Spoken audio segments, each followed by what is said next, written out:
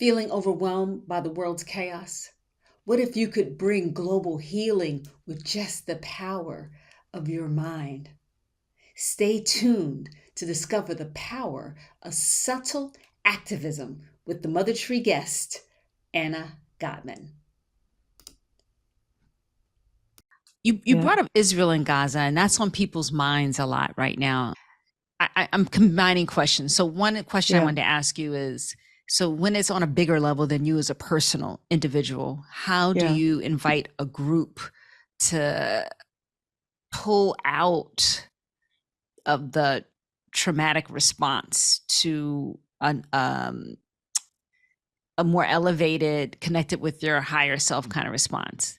yeah. How do you do that? So It's not all of you, but you are both Jewish and Israeli at this yes, moment, and yeah, you can yeah, see your people, that country yeah, embroiled yeah, in trauma. How would you how would you lure how yeah, would you be what how would you lure that yeah, to a whole different way of holding it, maybe? Or how do yeah, you apply what you yeah. said to that? I think you bring something that's really important that it's really hard to do on our own. It's very hard to do on our own, everything. And Yes.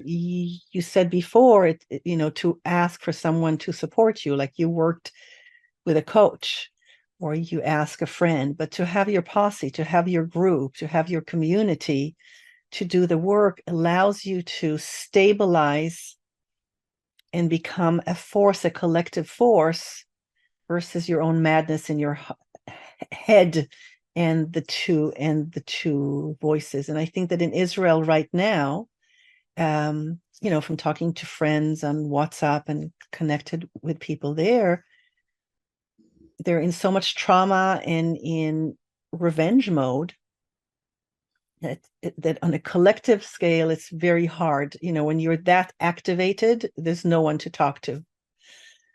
But I'm talking to friends, I was talking to a friend yesterday in Israel, and she's doing it by herself. And I'll get to the group, Yes. but she's holding it by herself because she's going, what we're doing in Gaza is madness and it's crazy. And yet it's so, she was just saying how hard it was to hold that. And I just told her, you are the sane one. Just know you are the sane one. And you are doing what I talk about, how to be a pillar of light on this planet. But I'm sitting here in Northern California, looking out at my beautiful acre here with redwoods and oak trees. And so I'm doing it in optimal conditions.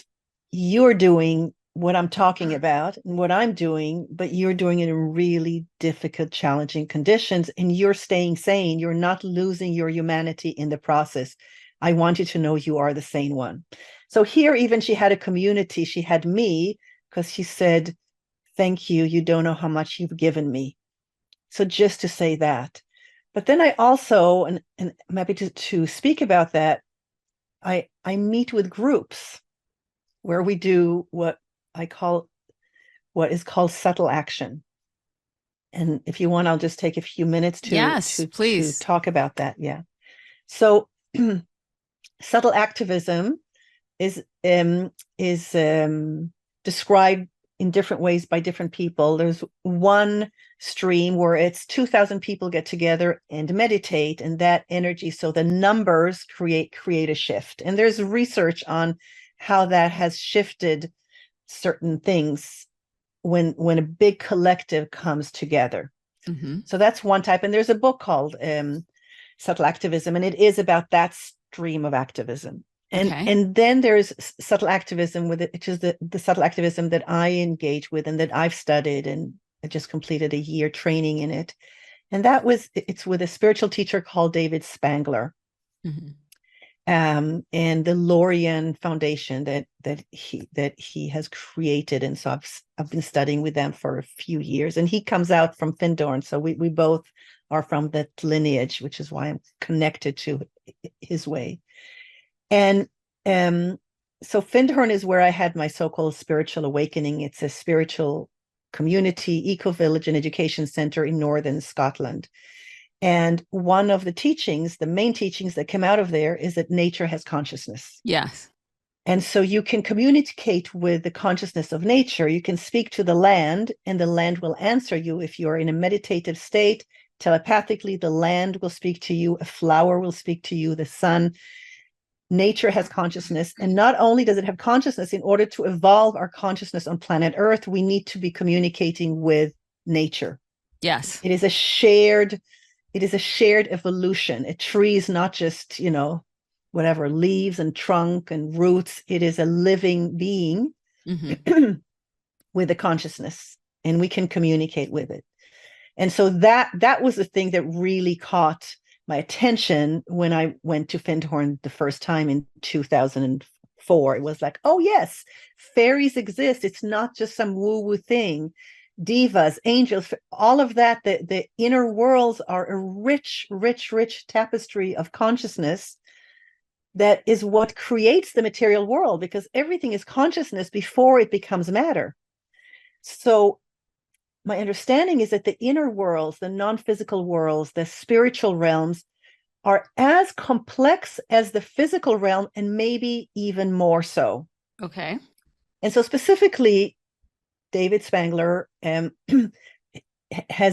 all of his life has been very sensitive to what he calls the subtle realms, the inner worlds. And so he's developed a method of subtle action, which is what I do. And specifically, I had 2 sessions yesterday where we focused on the stories of the rape of women that are coming out from the attack of October 7th. And so we were working specifically with the conflict in Israel. And so in those, we go into a meditative state, and through a specific process, we scan the ecology of what we're focusing on. If it's the Middle East or whatever it is, it can be the homeless situation, the fires in the boreal forest, or it could be just my own environment. And through that,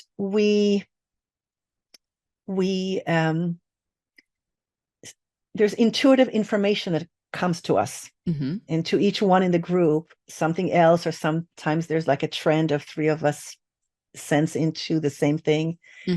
And we don't interfere, because we should never interfere with this situation or impose anything on it, but we send our blessing or whatever insight comes to us that is needed to create more wholeness in that particular focus that we're on, that we're focusing on. Then we offer that to the field. And so we might be working with the angel of Israel, or we might be, if we're talking about democracy in the US, which is at risk here, then we might bring the angel of America in.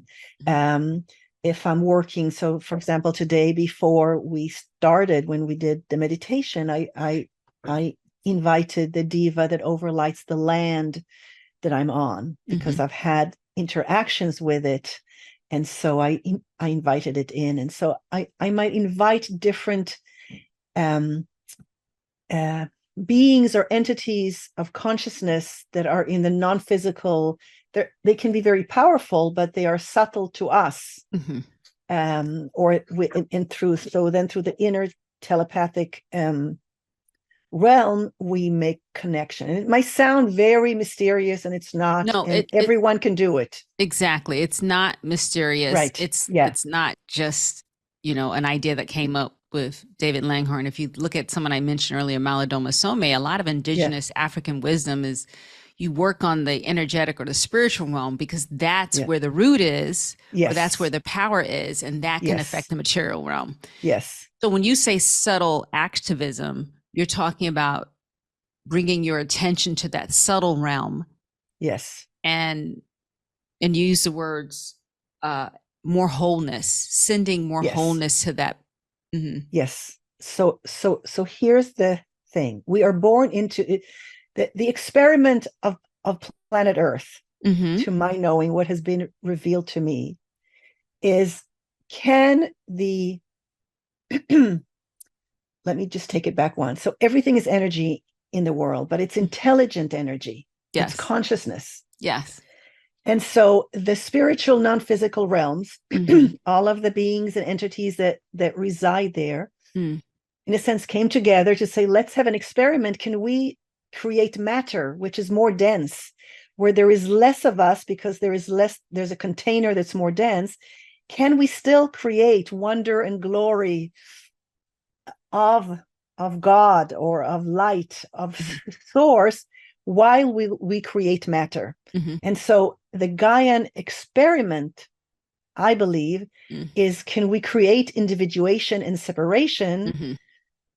but still stay connected to wonder, to glory, to beauty, to love? That's the experiment. And we all of us here, we're not the fallen ones, we're not the forsaken ones, we are the brave ones on the edge of creation in this experiment, trying to create matter, our lives, our projects, our connections, without losing connection, and in a sense imbuing our material world with Yes. all of these qualities from the spiritual realm. Yes.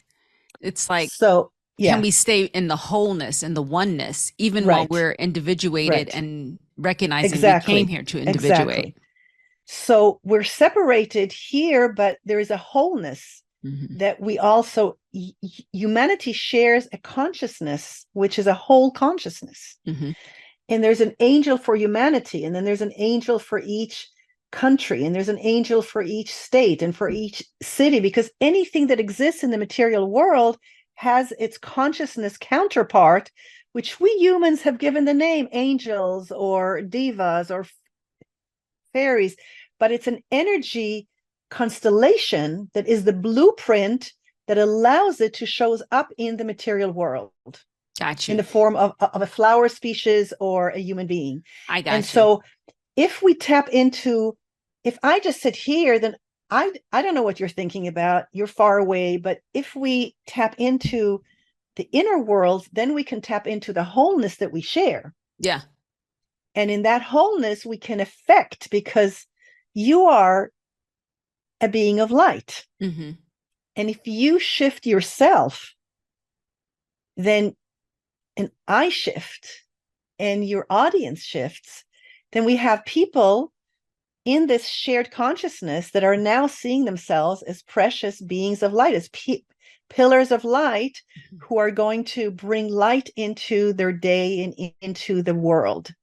And as we do that, we affect the collective whole consciousness of humanity, even if we can't, with our love, stop the war in Gaza. But on our planet, there's a group of people who are walking around and shifting humanity's consciousness, because we are feeling that we are precious beings of light, and that we are generative, and that we can bring love and light and sacredness and wonder and creativity and joy and delight and on and on and on Mhm. to our day, to our interactions, to our actions, to our projects. Does that make So sense? yes, and I'm pushing you on this because I'm struggling with this. So, and I really want to ask you, like, let's talk about the diva of the Palestinian people. Like, are, and you said Israel has a diva, and United States has a diva. Um, Now, in the era of consciousness and the non-material sphere, I would assume these divas are not unequal. Like, some are, Yeah, yeah, diminished, and some are, right. Yeah, overinflated. I would assume, yeah, but in the material realm, we have that right. inequality and that Yeah, asymmetry. yeah, So tell me, how do I, so do I, yeah, what am I doing? yeah, this, what am I doing for this diva when yeah, people are, so yeah, oppressed? How yeah, do I support? yeah. So just, this is a language that humans have created, and so usually there's we relate to the non-physical realm as angels, and to the nature realm as divas. But Okay. that's language that we Thank use, you. right? Thank you. Yeah, Okay. yeah. It's not about just, if it was just about we're all light, we're all love, okay, we can close shop and stop this experiment on planet Earth. I mean, it's as simple as that. We're all love, we're all light, and that's it. The experiment is, can we create glorious matter, creative, ingenious, glorious matter like nature is and like civilization is, and still, so it's an evolution. It's taken billions of years to arrive to where we are today. Mm-hmm. And so the human species is the creative force on planet Earth, and it's evolving. Mm-hmm. It is evolving, and it takes time, just like it took time to evolve to have humanity on planet Earth. Mm-hmm. It's not just like the law of attraction is like this, it just happens. It's like it's taken billions of years to get here. So we are evolving. Mm-hmm. And so the counterparts in the non-physical world, they're not evolved. And it's like, oh, well, the counterpart is like not evolved because Israel is not evolved or Palestine is not evolved. It's like, it is there and it's just holding the transformation. But because human beings have been given free will, then that's part. It's a very complex experiment. Because once you give free will, like a flower doesn't have free will, a tree doesn't have free will. They have consciousness and awareness of the sacredness and the wholeness of life. Mm-hmm. They do have that. And when you communicate with trees, then you know that. But they don't have free will. They have a fixed pattern that they emerge from. We humans, as part of the experiments, we've been given free will to choose between good and bad, right and wrong. So it's a very complex, but the counterpart of an angel of America speaks. So it's like your counterpart. You were born, and in essence, a part of the essence of your soul came into and became incarnate into flesh and bone. But most of you is still, your essence is in the non-physical realm. I had that experience at my birth. And so that's still there. That hasn't changed. The fact that I am not as evolved as I'd like to be, or that I can rage at someone, or that I can hurt, doesn't mean that the essence of my soul isn't whole there, routing for me, hoping for me to match it, to meet it, to slowly become more and more of that, to embody it more. If I was that from beginning, then there would be no experiment. I got no you. experiment, right? We're going to take a break right here, Anna. Thank you so much for going deep with us, and we'll be right back. We're going to take a break with our sponsors. If we wanted to work on the subtle realm, Anna, could you tell us like how we could do that? What's one or two things we could do? Yeah.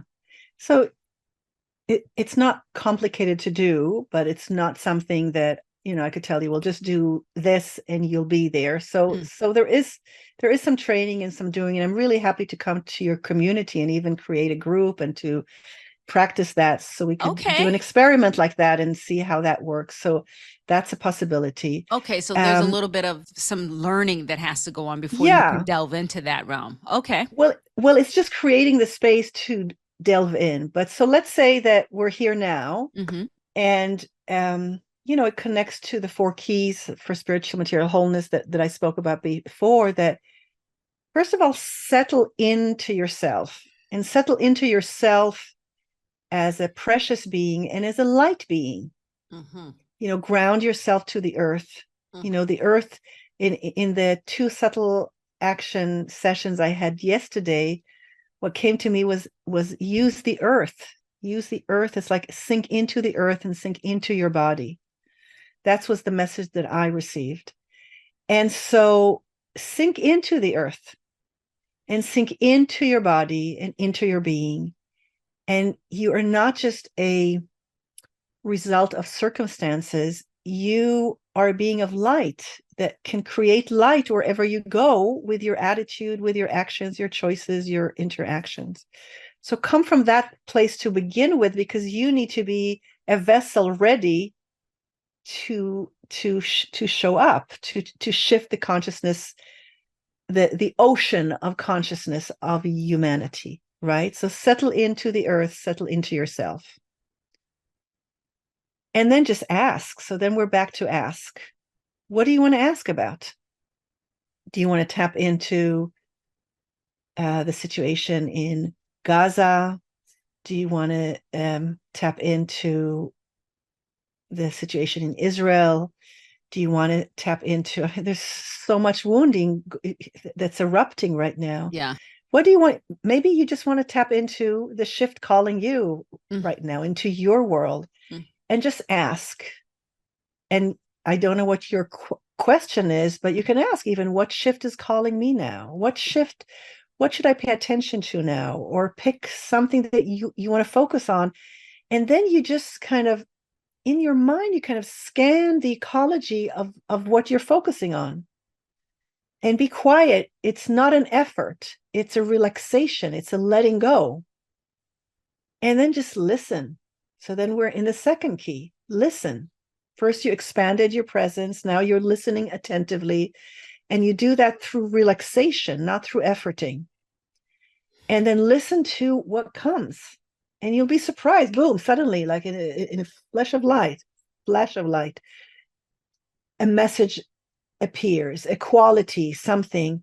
And then inspired action being the third key is when you take action on it. And it could be just a blessing you do in your heart, an insight, an awareness. You can bless the situation with what. So it's not just a blind, I'm sending love. It's more listen to what is coming up from the situation that you're focusing on, what's needed. Maybe hurt needs to be acknowledged. Maybe tenderness is needed. Maybe joy is needed. Maybe some action is needed. It's not just a one thing. We're all love, we're all peace, we're all grace, we're all one. It's like there's a wholeness and there are pieces, and just listen and take it from there. Trust yourself and see what comes up. That's the general of what's done. And the more you practice it in certain ways, the more it becomes. But you can do it right now because you have it in you. Right. You know what struck me, Anna, is that the process you described is something very similar to what I described with transforming your conversations about racism. Yeah. You know, because what is the beginning ground? That expressiveness, expansiveness, right. could be Exactly. gratitude, settledness, Yeah. connection to the earth. You know, yeah, absolutely. As the like you hold space for yes, transformation, right? exactly. So first you prepare yourself as a vessel for Yes, that, right? And then you yes, hold the space, and just like in the yes, example and in then your you TEDx talk, listen, exactly. and then You you ask listen yourself first, first. am I ready? Do I Yes, have the spaciousness? If yes, you don't, that's fine. If you do, yeah, then you ask, you listen, you hear. And yeah. I love in the example that you gave in your TEDx talk, you didn't preach, because you could have given the whole preaching Mhm, ceremony, and that's where you'd feel the exhaustion that you mentioned as well. And now I need to educate another white person. And mhm, instead you listen, and in the listening you allowed the man you were talking to mhm, hear himself and to shift his own conversation. mhm. That's powerful. It is. That's happening on an energy level versus you teaching him about race and you feeling exhausted, and Yeah. him then going, well, I'm not going to dare to say anything again because the next thing I might say might be the wrong thing. And here Mhm. we are in the dynamic that you mentioned in your talk, right? Right. So that first shift that you remember you said earlier, it could be 1 degree, and so Yeah. that 1 degree could be, I'm going to hold space for transformation. I'm going to get myself settled. I'm Yeah. going to connect with the earth. And if you Yeah. keep going there, that'll eventually get you to Chicago rather than New York. Yeah. If yeah. And I love what you said about inspired action, Anna, because in my own experience, we did a sound healing for peacemakers, and that was I an was part inspired of it. action. Yeah. Yes. And that came as an action. What can I Mm, do? So, yeah. and I love saying that it will be specific to you. Yeah. It may not just Yeah. be something blanket like we're all And love. and and can I share, before that ceremony, you shared the trepidation that you had about doing it, right? Yeah. So Yes. again, I think that I want your listeners to know that we're all courageous and we're Mhm. all taking risks. It's not like, oh, well, Amanda, she just does sound healing. She's got it all together. It's like you had to be at your own edge in order to say, this is what I'm going to stand for. That's fire. it's a candle, maybe it's a subtle fire, but it's a fire. You have to stand and be grounded and say, this is my truth around peacemaking. I can't use right here the old slogans that worked 3 years ago, maybe, but right now I'm in a different place. And so we just need to show up for our own life and just be there, because we're each struggling. People tell me, you appear so confident. You present as so strong and confident. And I say, don't let me fool you. I'm scared a lot, but my devotion is 3 steps ahead of my fear. My devotion is 3 steps ahead of my fear. So I keep going and I keep working on the fear that has to do with the wounding and all of that. And we both keep walking, my devotion and my fear. And as long as my devotion is ahead of me, I keep walking. And when the fear takes over, then I have to stop, because then I can't function anymore. Right? That's right. That's right. And I think it's so, well, first of all, I want to repeat what you said. My devotion is ahead of my fear, and we have to show up for our lives. Yeah. Yes. So thank you so much for leaving us with those pearls of wisdom. And if people want to stay in touch with you, if they want to find out more about subtle actions, they want to get your book, tell us how to do that. So the best way is to go to my website, which is annagatmon.com. There's I share twice a week. I offer a mystical moment, a gift from a quality each week. It's a different quality, and you can sign up for that and you receive those messages. There's my podcast, Expansive with Anna Gatmon, on YouTube. So you can go looking for that. And once you're on my list, then and you can always reach out personally. I always welcome that. Wow. So here we have Dr. Anna Gatmon.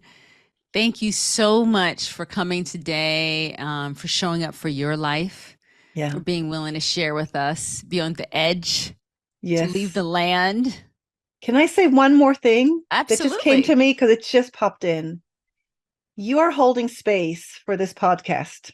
You held space for me to show up as a guest. You're holding space for the Mother Tree community. Yes. That's fire. That's fire. That's fire. That is fire. No, you're right. You're right. Whenever you take a stand, that's fire. We just have to change our perception of what fire is. We go to, oh my God, fire is burning and we have to evacuate, which I did a few years ago here, but fire is so much more. And you are creating fire with everything that you're doing in your world and the space that you're holding for people. I appreciate that. Thank you. Thank you. It's been a pleasure. And it's my birthday, so it's been a pleasure. Happy birthday to ya. All right. See you all next week.